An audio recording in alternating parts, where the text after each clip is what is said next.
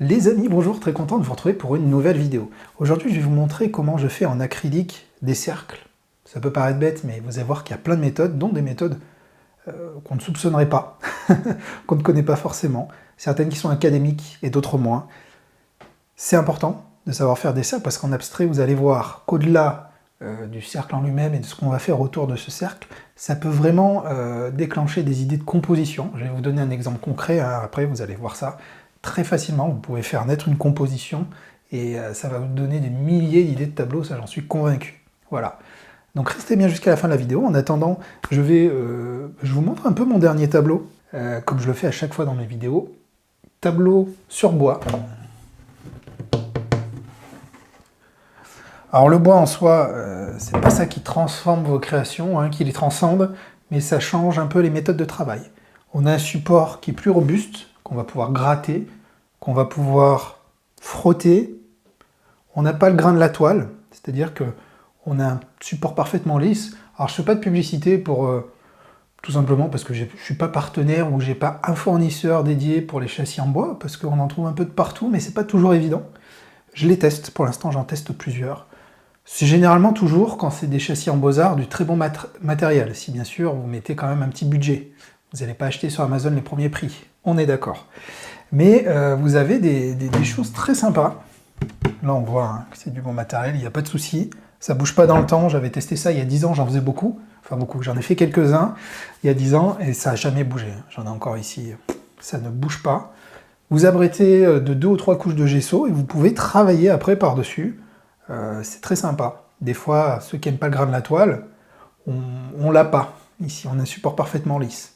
Au niveau du tableau, je vais vous le montrer d'un peu plus près. Alors, c'est pas évident en vidéo parce que là, on a des détails très subtils.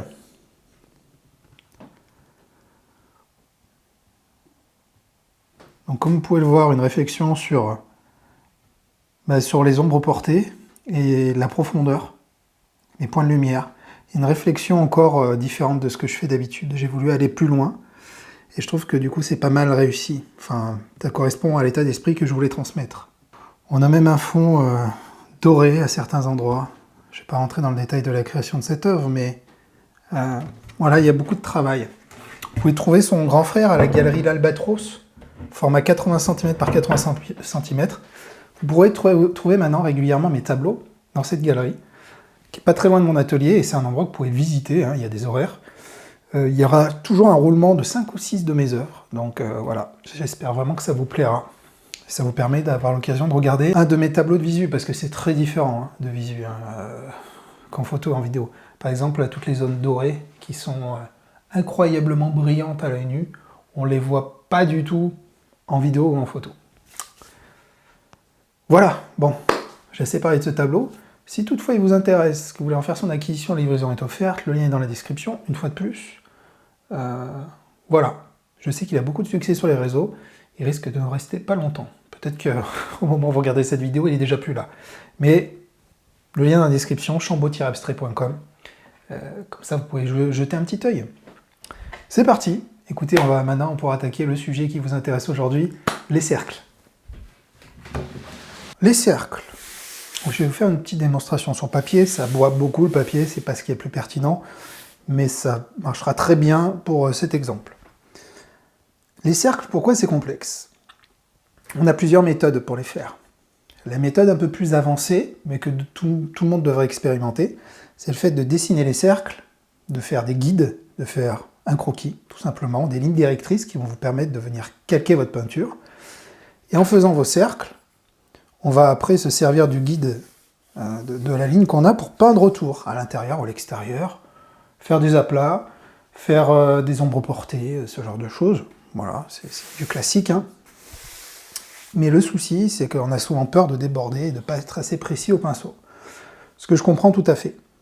Donc je vais vous montrer après, restez bien jusqu'à la fin de la vidéo, ce qu'on peut utiliser pour justement peindre sans que ça déborde, faire des cercles parfaits, etc. Avant, bien entendu, le classique, c'est le compas. Compas, hein. Bon, vous avez ici le compas vraiment d'étudiant, hein, le classique. Vous avez tous appris ça à l'école, quel que soit votre âge, j'en suis sûr. On prend un compas, vous savez déjà faire, mais on va quand même en faire un. Alors ici, je ne vais pas faire un cercle parfait, je vais le laisser un peu déborder. Et voilà, donc j'ai un premier cercle, ce cercle, mais je vais pouvoir peindre autour. On verra après comment je peux faire justement pour peindre autour, quel type de pinceau je vais utiliser. Mais il y a d'autres méthodes. La méthode dont je vous ai parlé tout à l'heure qui empêche les débordements ou autres, c'est d'avoir ce type de choses, soit des rouleaux de scotch, soit voilà, tout ce qui est circulaire. Gardez les capuchons, les couvercles, c'est bien d'en avoir à peu près toutes les tailles, de vous faire un petit stock. Et après, tout simplement, je pense que vous me voyez venir, on peut prendre un crayon et on appuie bien et on fait le tour. On a aussi un cercle. Vous allez me dire, bon, ok, à quoi ça sert? C'est comme pour le compas. L'avantage ici, si vous avez peur de peindre autour, on peut très bien peindre directement. Je vais prendre une terre de sienne brûlée. J'aime bien travailler avec les brins. Bon, ne jugez pas la qualité de ce qu'on va faire ici, hein, c'est vraiment un exercice et pour aller vite, je vais être très gros, je vais être vraiment grossier hein, sur la qualité de ce que je fais. Mais je vais quand même essayer de vous montrer ça. Donc je peux prendre un pinceau classique qui a quand même une bonne réserve, mais qui va me permettre de pouvoir faire un trait assez fin, pas trop fin, mais assez fin, et de pouvoir faire tout le tour. Et après, je vais pouvoir estomper avec un pinceau type mop ou pinceau de maquillage qu'aujourd'hui j'utilise beaucoup. Je vous montre rapidement. Donc je dilue un peu ma peinture directement sur la palette. Je me sers de la réserve, je charge, c'est-à-dire que je charge pas mal en peinture, en fonction du support. Et là, ce que je vais faire, c'est que j'appuie vraiment bien sur mon couvercle. Il ne faut pas qu'il bouge du tout. Et regardez. Bon, je m'en mets sur la main, super. Vous voyez là, je fais mon tour tout simplement. Donc là, vous avez une ligne. Et après, ce que je vais pouvoir faire,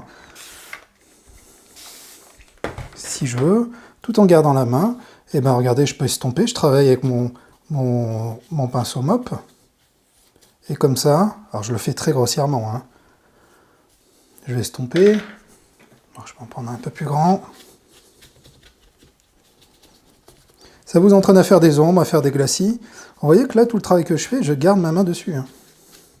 On est sur le papier, ça boit beaucoup, mais c'est pas grave. Ça vous montrera quand même un aperçu. Ça serait bien plus facile sur toile. Voilà, regardez. Super. Là, j'ai un cercle. Alors, c'est un peu bavé parce que j'ai chargé en eau et que je suis allé très vite. Mais vous avez votre cercle. De toute façon, normalement, on travaille les deux côtés du cercle avec deux couleurs différentes. Mais ça me permet de peindre directement, assez facilement, comme vous l'avez vu. Après, on va voir toutes ces techniques. Celle qui est la plus intéressante de loin, parce qu'elle vous permet d'être très polyvalent, c'est la ficelle, la cordelette, très utilisée hein, dans le milieu de l'art, mais on n'en parle pas souvent, bizarrement. Alors j'ai plein de peinture sous les doigts, vous voyez comment je suis doué. Un exercice, un coup de pinceau, et je m'en mets de partout. Je fais un nœud, jusqu'ici tout va bien, et je peux, regardez, je prends un endroit qui va être le centre de mon cercle, donc je prends une longueur, je la bloque bien avec mon pouce ici, et je vais pouvoir faire un cercle ou une forme, hein, tout simplement. Ici, si ça dépasse du support, c'est pas grave, regardez. Vous voyez, le tracé est parfait, et je peux faire toutes les tailles, enfin à peu près toutes celles que je veux, toutes les tailles que je veux. La seule chose, gardez bien, là je l'ai peut-être pas assez fait, gardez bien votre crayon droit. Et ici, ce qui devient intéressant, c'est que vous allez vous rendre compte qu'en tournant le support, en faisant plein de cercles, un peu aléatoirement, sans trop vous mettre la pression, vous allez avoir une composition qui va naître automatiquement, toute seule. Et moi, j'utilise beaucoup ce genre de choses pour cette raison-là. Donc par exemple, regardez.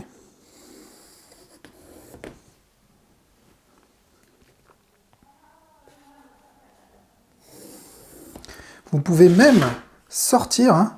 Vous n'êtes pas obligé de rester sur le support pour le centre de votre cercle. On peut très bien sortir comme ça, regardez.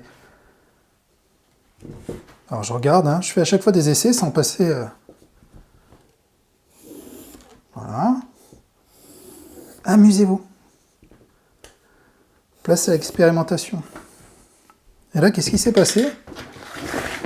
J'ai plein de lignes directrices sur mon support qui me fait une composition qui est très sympa. Donc soit on fait un exercice qui est très scolaire, qui est je remplis une case, je remplis celle-là avec une couleur ou une autre, pourquoi pas? Très sympa pour travailler votre dextérité. Ça, je vous l'apprends dans l'abstrait concret.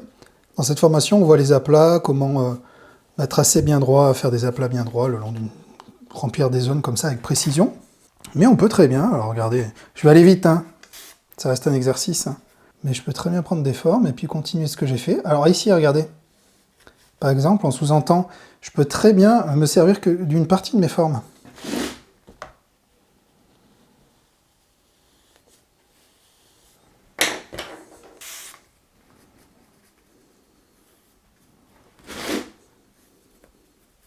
C'est grossier, hein, c'est normal.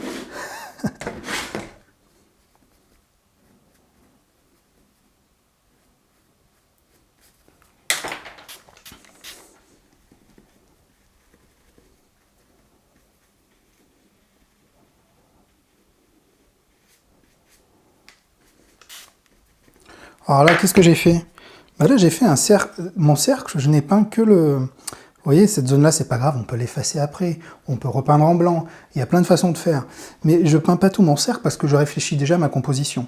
Ça sous-entend qu'ici, je fais une superposition. Que ce cercle est par-dessus celui-là. Vous voyez, il y a déjà un effet de superposition qui apparaît. Et en fait, plus vous allez le faire avec vos cercles comme ça, et plus vous allez avoir quelque chose de sympa. Alors je digresse un peu, c'était pas l'objectif, mais finalement, pourquoi pas?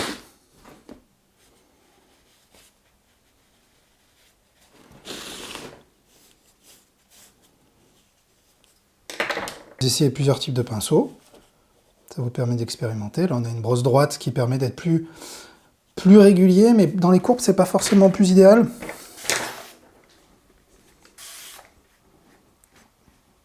Puis regardez, je tire ma peinture.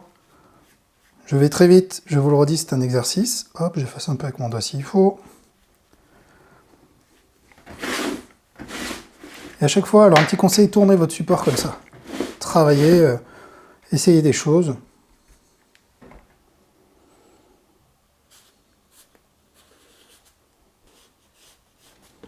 C'est un bon exercice pour travailler votre précision. Alors normalement, il faut aller un peu moins vite, hein. Vous mettez votre peinture, et moi après ce que j'adore à chaque fois c'est j'estompe le bord pour adoucir et donner l'impression d'une ombre, avec une rupture bien marquée au niveau de la ligne, et après c'est très adouci. Pendant que certaines zones sèchent, vous réfléchissez à ces zones-là, vous allez à d'autres endroits.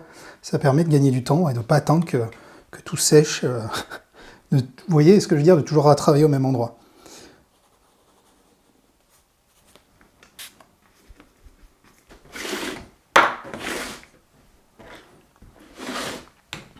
Des fois, on casse les règles. Je reviens sur une des formes que j'ai fait.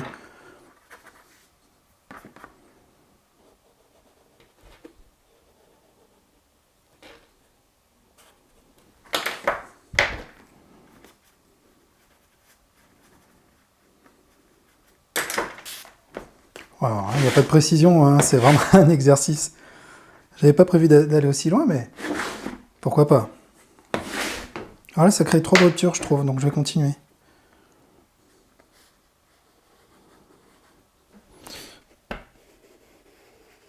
L'acrylique, l'abstrait, on s'amuse, on expérimente. Mettez-vous pas trop la pression. C'est ça le secret. Il faut prendre des risques pour innover. Il faut prendre des risques pour déclencher votre créativité, pour avancer. La pratique ne se limite pas à toujours la même chose. Alors après, moi, ce que je travaille, quand normalement je vais dans le détail, je travaille avec des pinceaux taille 2. Là, c'est bien pour la précision, mais il faut faire preuve de beaucoup plus de patience. Voilà, sur le papier avec une peinture mal diluée. Voilà, vous voyez. Avec le temps, quand on devient précis, on peut vraiment faire des choses sympas avec ce type de pinceau. C'est un indispensable.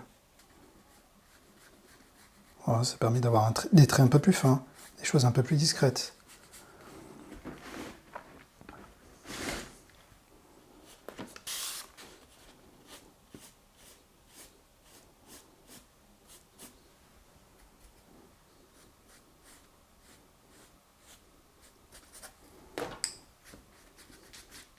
Vous voyez, après, quand vous avez le coup, ça va plus vite.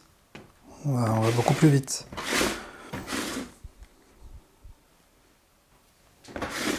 Vous voyez, là, on a quelque chose de sympa. On a déjà un univers qui vient de naître pratiquement tout seul, finalement. Et on peut... Bon, alors, je peux aller même encore plus loin. Par exemple, si je prends un peu de terre d'ombre brûlée...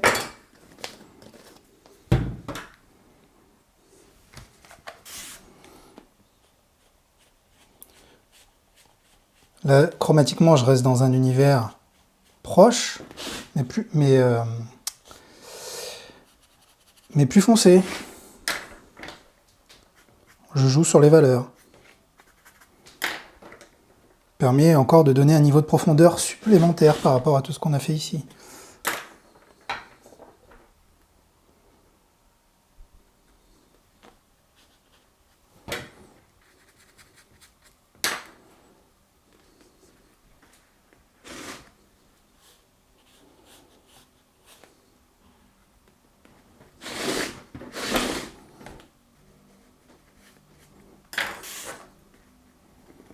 Vous voyez, on pourrait s'amuser longtemps, hein.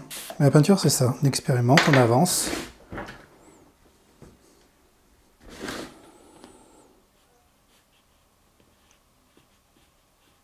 Là, vous voyez, je perds en précision parce que je suis pas hauteur de mon support. Normalement, je travaille pas sur quelque chose d'aussi haut. Donc, il me faut quelque chose pour stabiliser. Et là, tout de suite, ça va mieux. Il y a souvent comme ça des contraintes mécaniques. On pourra en parler aussi une fois, hein, un jour, dans une vidéo, des contraintes mécaniques. Je vais m'arrêter là, sinon la vidéo va être très longue. Pourquoi pas un point focal ici avec... Voilà.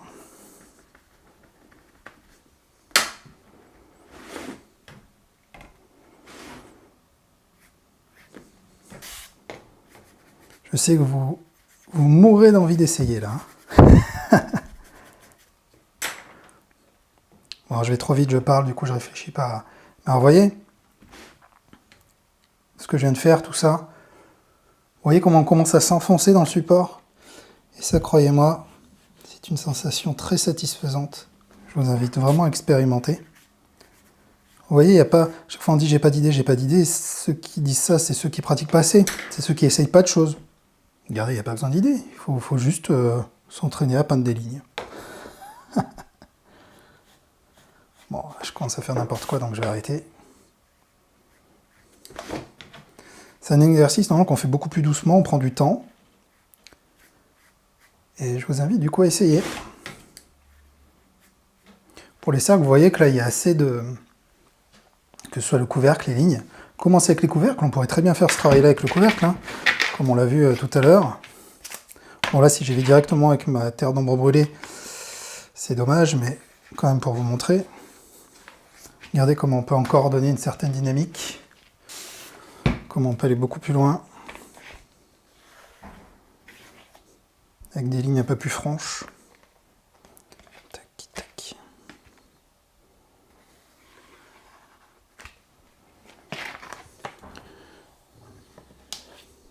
Le tout est de savoir dire stop. Allez, stop! Voilà, il faut essayer. En temps normal, ce que je ferai, c'est qu'après j'efface ces lignes.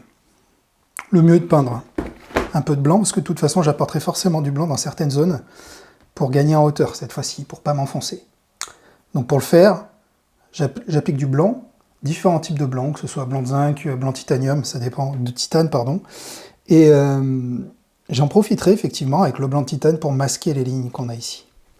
Si après vous avez une gomme, vous pouvez essayer de gommer, mais si vous allez faire des traces, c'est pas le plus adapté. Un petit peu de peinture suffit amplement.